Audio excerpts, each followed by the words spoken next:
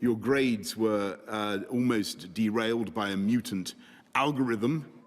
Sounds terrifying, although it's a bit less scary when you see it like this. The methodology published by exam regulator Ofqual about its discredited marking system is a chunky 318 pages. And although it produced some freaky results, it's really just statistics. Although when the Royal Statistical Society offered Ofqual expert help, the regulator refused, unless the experts signed a 5-year non-disclosure agreement. It's a very broad non-disclosure agreement. Was this a mutant algorithm?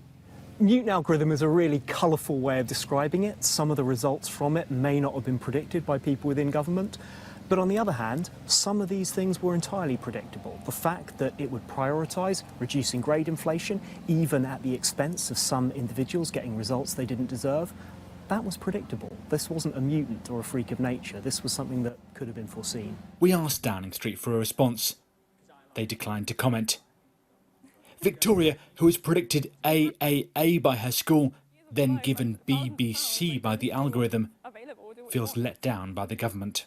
Boris Johnson, he's in charge of the government. He was in charge of the people who are creating it. If it's a mutant, we knew it was going to be created this way for months in advance. So why didn't he stop it? Why didn't he say, hey, this is wrong, like, we need to do it differently?